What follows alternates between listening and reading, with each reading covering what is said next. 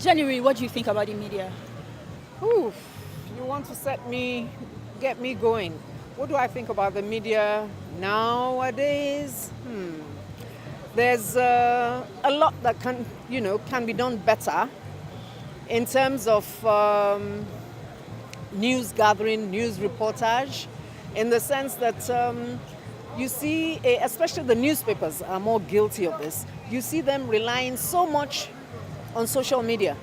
You know, the Sahara reporters and the cable and Niger.coms for their news. So that if you've read all those ones online the night before, when you open your newspapers the following morning, all you see are the same stories, word for word. There's not even an attempt to rewrite and make it sound as if it is their reporters. They just slam it on word for word. And I don't think that's good enough. It just shows a bit of not laziness, because I can understand that nowadays with the paucity of funds generally in the country, media houses can't really afford to send their reporters everywhere. So that is probably the reason for that. But I think at the same time, if they must do that, that is lift stories from all those other social media outlets and all that, they can at least try to polish them up a bit.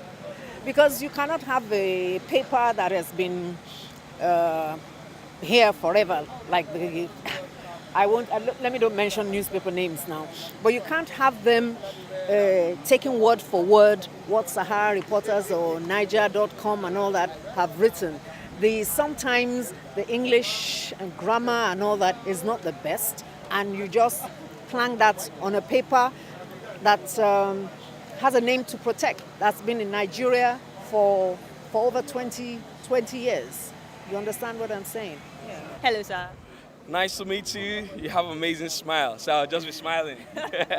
Thank you. How are you today? I'm fine, thank you.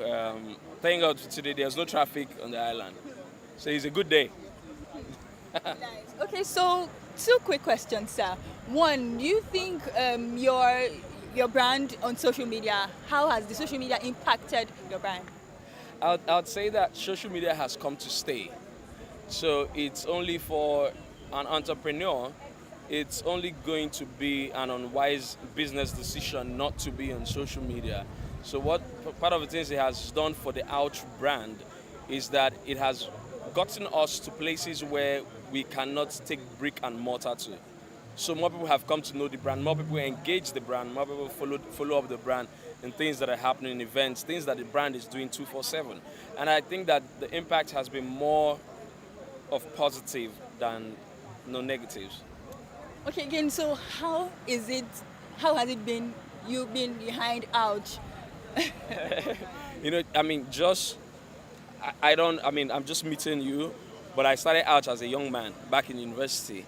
So I was going to say, just like maybe what you're trying to birth or what you're doing right now, that was how, with little or no training, I decided to do what I was passionate about. That's the whole story. So it's overwhelming today when people try to address me like the way you're addressing me, like sir, like Oga. No, I'm just a young man that decided to live his dream and started the brand 8 years ago, and today we're here. It feels good to be the founder and the person behind the brand. But that aside, there are more important things like empowering other people and letting it be a platform for other people to come express themselves.